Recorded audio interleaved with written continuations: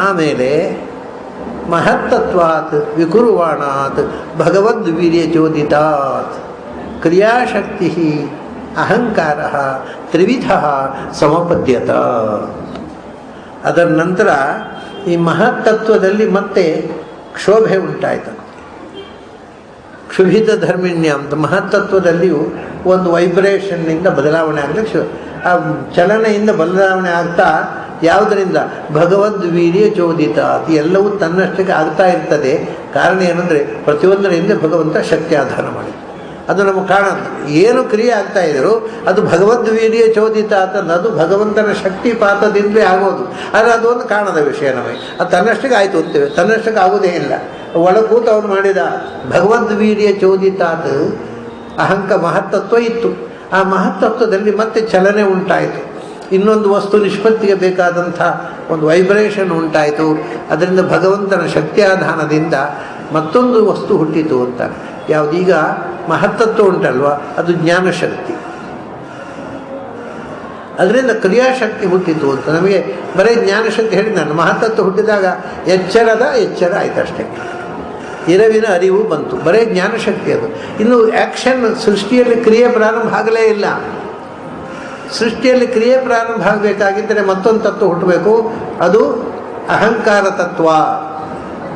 ಅದು ಚಿತ್ತದಿಂದ ಅಹಂಕಾರಕ್ಕೆ ಬಂತು. ಆ ಅಹಂಕಾರ ತತ್ವ ಬಂದ ಕೂಡಲೇ ನಾನು ಮಾಡ್ತೇನೆ, ನನ್ನಿಂದ ಆಯಿತು, ನಾನೇ ಮಾಡಿದ್ದು, ನನ್ನಂಥವ್ರು ನನ್ನಷ್ಟು ಮಾಡಿದವರು ಯಾರಿದ್ದಾರೆ ಇತ್ಯಾದಿ ಶುರು. ಅಂದರೆ ಕ್ರಿಯೆಗೆ ಚಾಲನೆ ಸಿಗುವುದೇ ಅಹಂಕಾರದಿಂದ. ಅಹಂಕಾರ ತತ್ವ ಸೃಷ್ಟಿಯಾಯಿತು, ಅದು ಕ್ರಿಯಾಶಕ್ತಿ. ಅಲ್ಲಿ ತನಕ ಆ ಮಹತ್ತತ್ವದಲ್ಲಿ ಕ್ರಿಯೆ ಇಲ್ಲ, ಬರೇ ಜ್ಞಾನ ಇತ್ತು. ಇದು ಆ್ಯಕ್ಷನ್ ಶುರುವಾಯಿತು. ಕ್ರಿಯಾಶಕ್ತಿ ಅಹಂಕಾರ ಅದು 3 ಬಗೆಯಿಂದ ಸೃಷ್ಟಿಯಾಯಿತು. ಆ ಅಹಂಕಾರ ತತ್ವ 3 ಮುಖದಿಂದ. ಅದಕ್ಕೆ ವೈಕಾರಿಕ ಅಹಂಕಾರ ಅಂದರೆ ಅಥವಾ ಸಾತ್ವಿಕ ಅಹಂಕಾರ, ರಾಜಸ ಅಹಂಕಾರ, ತಾಮಸ ಅಹಂಕಾರ ಅಂತ 3 ಗುಣಗಳ ಮಿಶ್ರಣದಿಂದ ಅದು 3 ಮುಖವಾಗಿ ಹುಟ್ಟಿತು.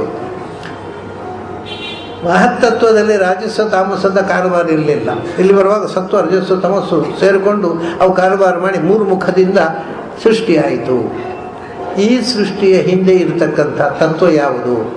ಇದು 3 ಮುಖದಿಂದ ಏನೇನು ಸೃಷ್ಟಿಯಾಯಿತು ಅದನ್ನು ನಾವು ತಿಳ್ಕೊಳ್ಬೇಕು. ವೈಕಾರಿಕೋ ಅಧಿದೈವಂತು. ವೈಕಾರಿಕ ಅಹಂಕಾರ ಅಂದರೆ ಸಾತ್ವಿಕ ಅಹಂಕಾರ, ಸತ್ವಪ್ರಧಾನವಾದ ಅಹಂಕಾರ. ಆ ಅಹಂಕಾರ ತತ್ವದಿಂದ ಅಧಿದೈವಂತು ಬುದ್ಧಿ ಪ್ರಾಣಶ್ಚ ತೈಜಸಃ ತಾಮಸಸ್ತು ಅರ್ಥಮಾತ್ರಂಚ ಗುಣವ್ಯತಿಕರ ತಿಳುವಳಿಕೆ. ಈ ವೈಕಾರಿಕ ಅಹಂಕಾರ ಅಂತೇನಿದೆ ಅಂದರೆ ಸತ್ವಪ್ರಧಾನವಾದ ಅಹಂಕಾರ ಅನ್ನುವ ಒಂದು ತತ್ವ,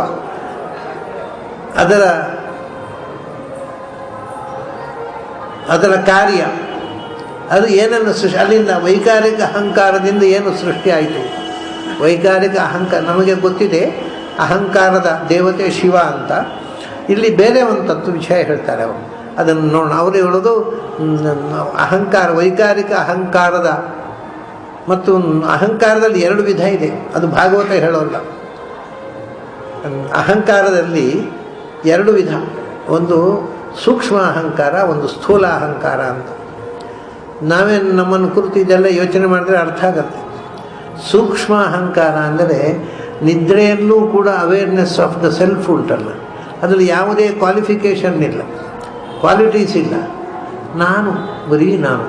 ಎಚ್ಚರ ಆದಾಗ ನಾನು ಇಂಥ ಅಧಿಕಾರ ಕೆಲಸ ಮಾಡುವವ, ಇಷ್ಟು ದುಡ್ಡು ಬ್ಯಾಲೆನ್ಸ್ ಇರುವವ, ಇಷ್ಟು ಪದಕಗಳನ್ನು ಪಡೆದವ, ಇಷ್ಟು ಶಾಲುಗಳನ್ನು, ನಾನು ಎಚ್ಚರದಲ್ಲಿ ನಾನು ಬಂದುಕೊಳ್ಳೆ ವಿತ್ ಆಲ್ ಕ್ವಾಲಿಫಿಕೇಷನ್ಸ್, ನನ್ನ ಎಲ್ಲ ಮೂರ್ಖತನಗಳು ಸೇರಿಯೇ ನಾನು ಇರೋದು.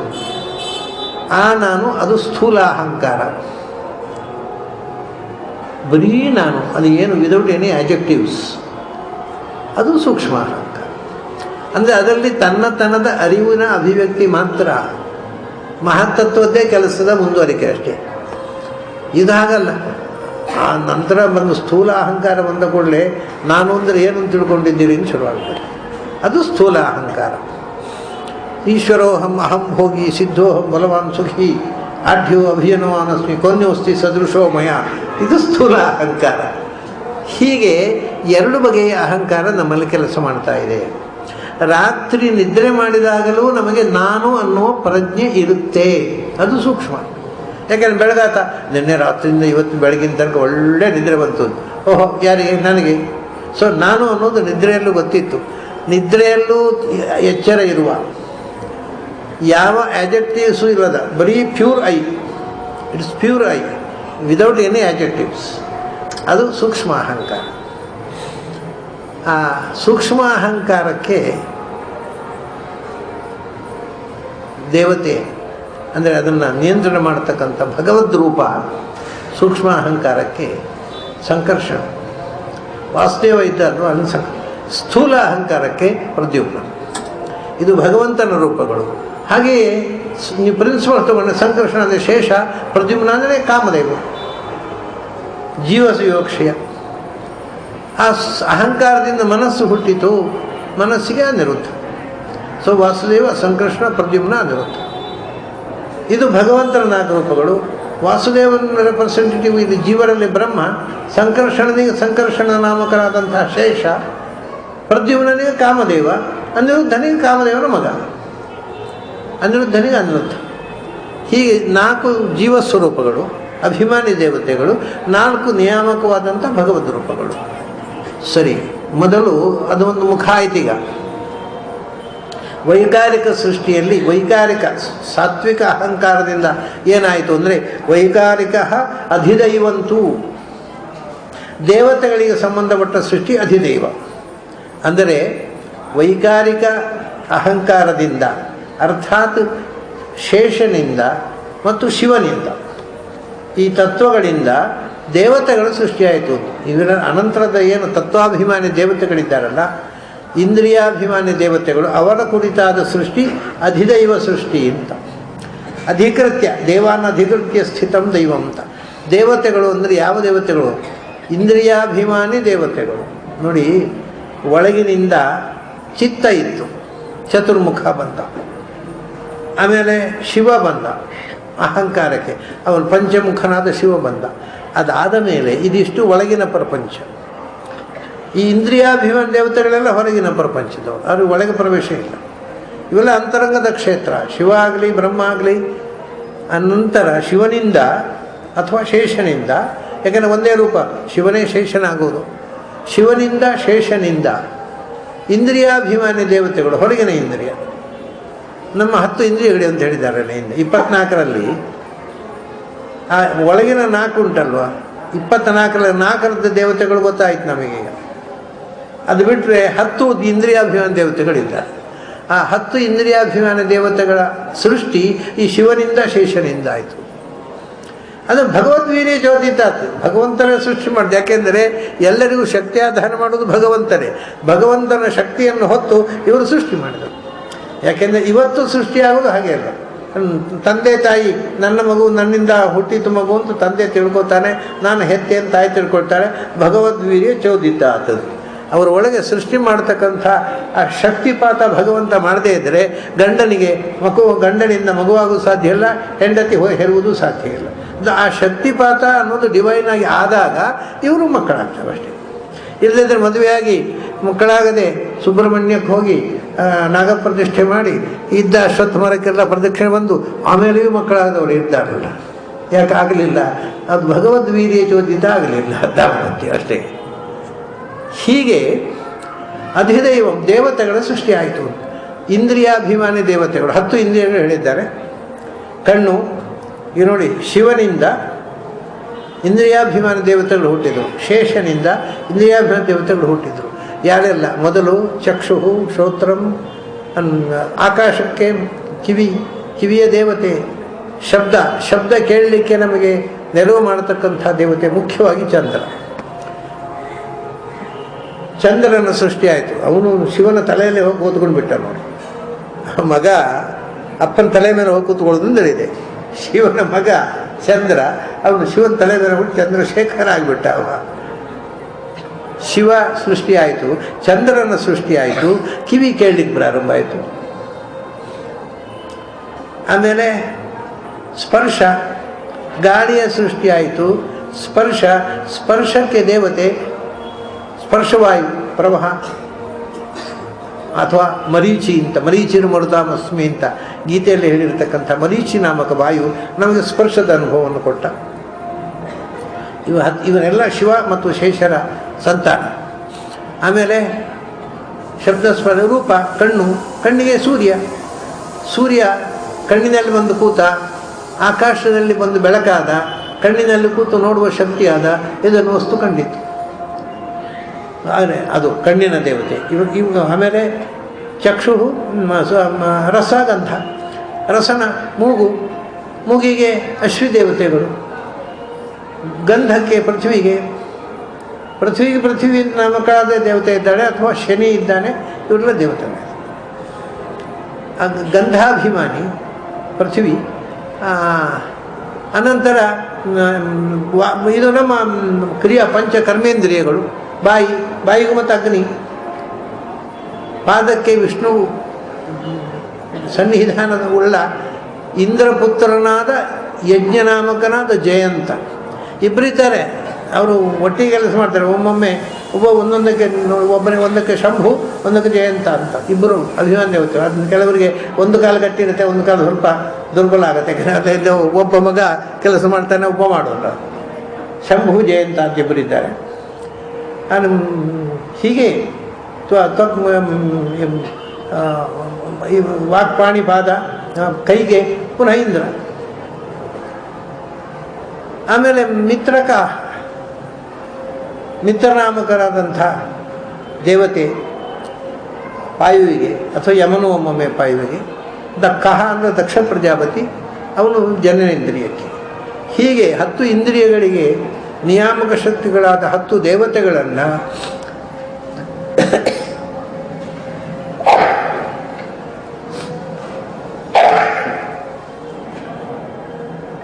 ದೇವತೆಗಳನ್ನು ಮೊದಲು ಸಾತ್ವಿಕ ಅಹಂಕಾರ ನಿಯಾಮಕರ ಶಿವಶೇಷರು ಸೃಷ್ಟಿ ಮಾಡಿದರು. ಆಮೇಲೆ ಬುದ್ಧಿ ಪ್ರಾಣಸ್ಯ ತೈಜಸಃ. ಆಮೇಲೆ ತೈಜಸ ಅಹಂಕಾರದಿಂದ ಇಂದ್ರಿಯಗಳು ಸೃಷ್ಟಿಯಾದವು, ಇಂದ್ರಿಯಾಭಿಮಾನ ದೇವತೆಗಳು ಸೃಷ್ಟಿಯಾಗಿತ್ತು.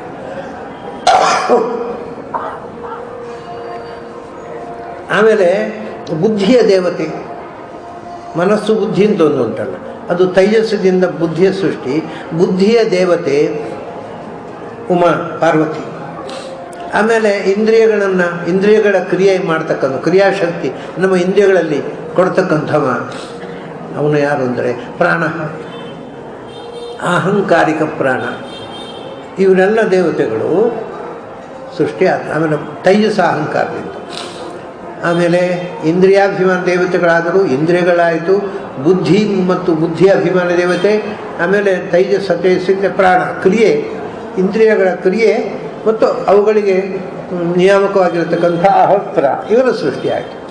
ಆಮೇಲೆ ತಾಮಸಸ್ತು ಅರ್ಥ ಮಾತ್ರಂಚ.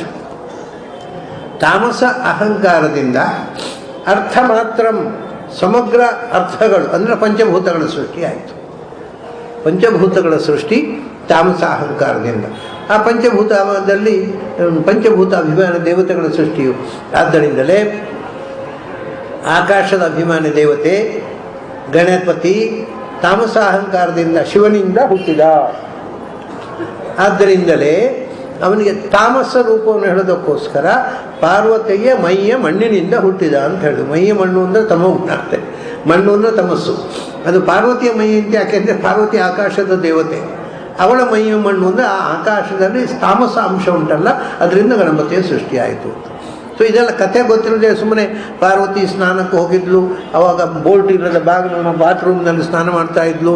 ಅವಾಗ ಯಾರಾದರೂ ಬಂದರೆ ಏನು ಮಾಡೋದು ಅಂತ ಹೆದರಿ ಒಂದು ಮಣ್ಣಿನ ಬೊಂಬೆ ಮಾಡಿಟ್ಲು.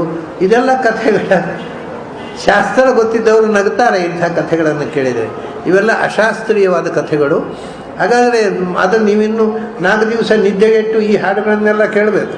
ಯಾಕಂದರೆ ಮೈಕಿನಲ್ಲಿ ಹಾಕ್ತಾರೆ ಇದೇ ಕಥೆ. ಗಣಪತಿ ಅಂದರೆ ಪಾರ್ವತಿಯ ಮಣ್ಣಿನಿಂದ ಮೈಯ ಮಣ್ಣಿನಿಂದ ಆದ, ಅದೇನೇನೋ ಹಾಡುಗಳು. ಅದನ್ನು ಮತ್ತೆ ನೀವೆಲ್ಲ ಕೇಳಬೇಕು, ನಿದ್ರೆ ಮಾಡಬಾರ್ದು. ಅದಕ್ಕೆ ಘನಘೋರವಾದ ಮೈಕ್ ಹಾಕಿ ಎಲ್ಲರಿಗೂ ಬೆಳಗಿನ ತನಕ ಇಂಥ ಕೆಟ್ಟ ಕಥೆಗಳನ್ನು ಕೇಳಿಸಿ ಅವರು ಮಾತ್ರ ಪಾಪ ಕಟ್ಟಿಕೊಳ್ಳುವುದಲ್ಲ, ನಿಮಗೂ ಒಂದಿಷ್ಟು ಪಾಪ ಹಂಚ್ತಾರೆ ಗಣೇಶ ಚೌತಿ ಮಾಡಿ. ಅದು ಒಂದು ಸಂಕೇತ ಇದೆ. ಮಣ್ಣು ಅಂದರೆ ತಮೋಗುಣ. ಅವನು ತಾಮಸ ಅಹಂಕಾರದಿಂದ ಹುಟ್ಟಿದ್ದು ಮತ್ತು ಶಿವಪಾರ್ವತಿಯರ ಮಗನಾಗಿ ಹುಟ್ಟಿದ್ದು. ಬರೀ ಪಾರ್ವತಿ ಮಣ್ಣಿನಿಂದ ಅಲ್ಲ, ಅವನು ಶಿವಪಾರ್ವತಿಯರ ಸಂತಾನ. ಆತ್ಮನಃ ಆಕಾಶ ಸಂಭೂತ, ಆತ್ಮತತ್ವ ಅಹಂಕಾರ ತತ್ವದ ಅಭಿಮಾನ ದೇವತೆ ಶಿವ, ಅವನಿಂದ ಆಕಾಶ. ವೇದ ಹೇಳುವುದು ಶಿವನಿಂದ ಗಣಪತಿ ಹುಟ್ಟಿದ. ನೀವು ಶಿವ ಇಲ್ಲೇ ಇಲ್ಲ. ಇಲ್ಲಿ ಈ ಶಿವನಿಗೆ ಮಗ ಅಂತಲೇ ಗೊತ್ತಿಲ್ಲ, ತಲೆ ಕಳೆದು ಬಿಡ್ತಾನೆ ಅವನು. ಇಂಥ ಹುಚ್ಚರ ಕಥೆಗಳೇ ಇವತ್ತು ವೇದಾಂತ.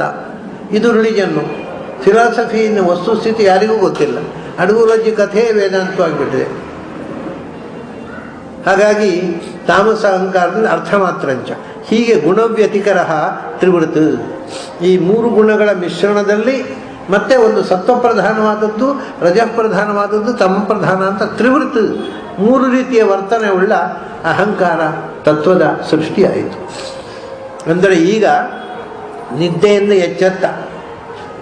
ಎಚ್ಚೆತ್ತವನಲ್ಲಿ ಚಟುವಟಿಕೆ ಪ್ರಾರಂಭ ಆಯಿತು. ಅಹಂಕಾರದಿಂದ ಕ್ರಿಯಾಶಕ್ತಿ. ಇದು ಸೃಷ್ಟಿಯ ಪ್ರಾರಂಭದಲ್ಲಿ ಏನಾಯಿತು ಅನ್ನೋದನ್ನು ಎಷ್ಟು ಚಂದ ವಿವರಿಸ್ತಾರೆ. ಇದು ಏನು, ಇದರ ಅಭಿಮಾನಿ ಯಾರು? ನಿಮ್ಮ ಅಹಂಕಾರ ತತ್ವಕ್ಕೆ. ಸಹಸ್ರ ಶಿರಸಂ ಸಾಕ್ಷಾತ್ ಯಮನಂತಂ ಪ್ರತ್ಯಕ್ಷತೆ ಸಂಕರ್ಷಣಾಖ್ಯಂ ಪುರುಷಂ ಭೂತೇಂದ್ರಿಯ ಮನೋಮಯಂ.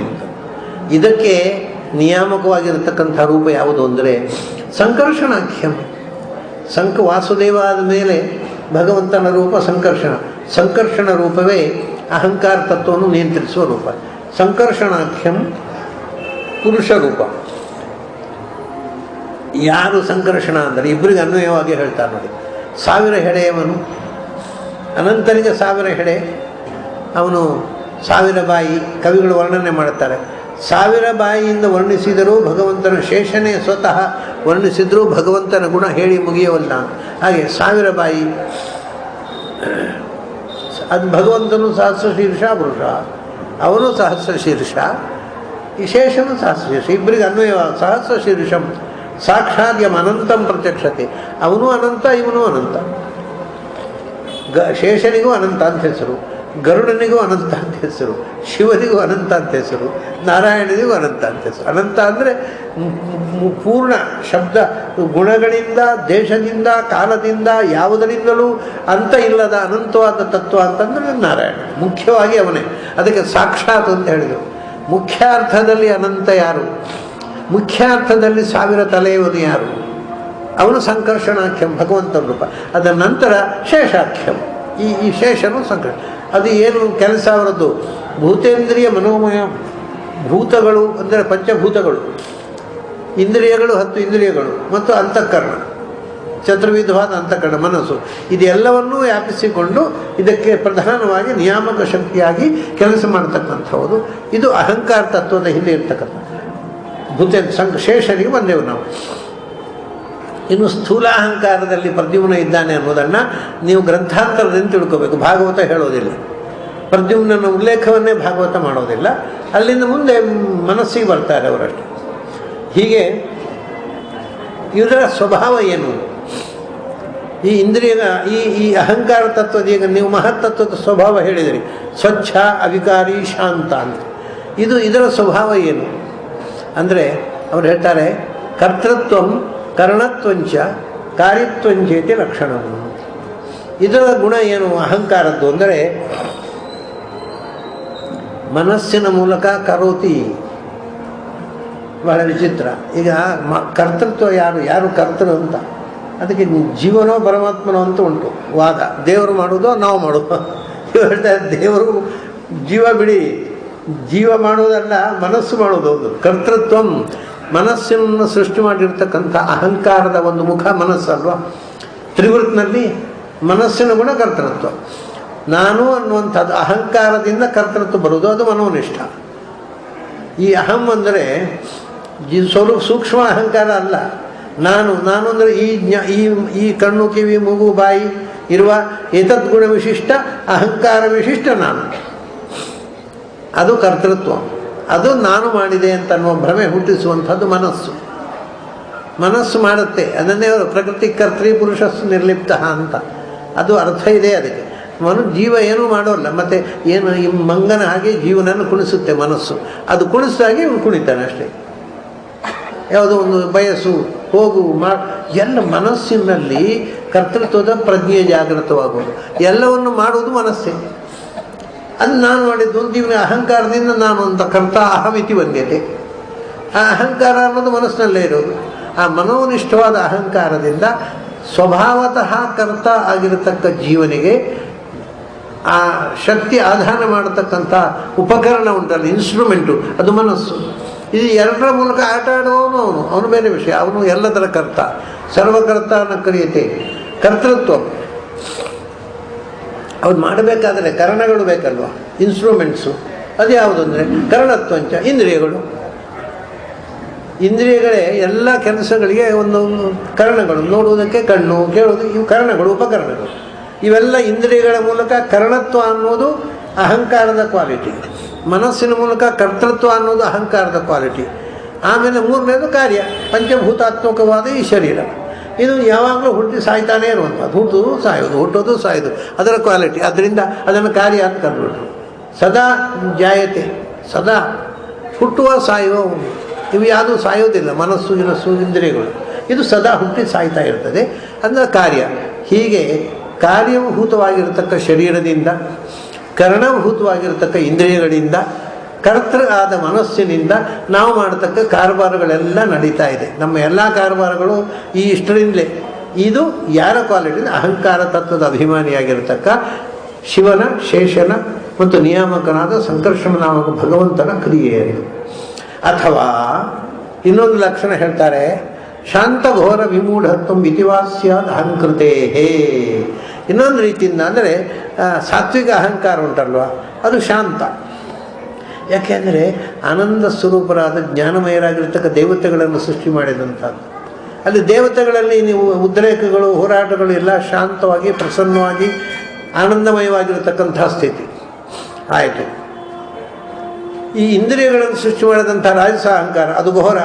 ಯಾಕೆಂದರೆ ಈ ಇಂದ್ರಿಯಗಳು ಘೋರವಾದ ಜ್ಞಾನವನ್ನು ಕೊಡ್ತವೆ, ಘೋರವಾದ ಕ್ರಿಯೆಯನ್ನು ಮಾಡಿಸ್ತವೆ. ಜ್ಞಾನದಲ್ಲಿ ಅದರಿಂದ ಜ್ಞಾನೇಂದ್ರಿಯಗಳಿಂದ ಘೋರವಾದ ಜ್ಞಾನ, ಭಯಾನಕವಾದ ಅರಿವು. ಇಂದ್ರಿಯ ಕರ್ಮೇಂದ್ರಿಯ ಮೂಲಕ ಘೋರವಾದ ಕ್ರಿಯೆ ಮಾಡುವ, ಕೊಲೆ ಗಿಲೆ ಏನೇನೋ. ಅದರಿಂದ ಇವನು ಒಬ್ಬ ಶಾಂತ, ಒಬ್ಬ ಘೋರ. ಮೂರನೇದ್ದು ಪಂಚಭೂತಗಳು, ಅವಕ್ಕೆ ಜ್ಞಾನವೇ ಇಲ್ಲ, ಮೂಢತ್ವ. ಜ್ಞಾನದ ಅಭಿವ್ಯಕ್ತಿ ಇರುತ್ತೆ, ಬರೇ ಮಣ್ಣಿನ ಗಟ್ಟಿ, ಮಣ್ಣಾಂಗಟ್ಟಿ ಅಂತಾರಲ್ಲ, ಮೃತ್ಪಿಂಡ, ಏನೂ ಇಲ್ಲ. ಆದ್ದರಿಂದ ದೇವತೆಗಳನ್ನು ಸೃಷ್ಟಿ ಮಾಡಿದವ ದೇವಪಿತ ಶಾಂತ,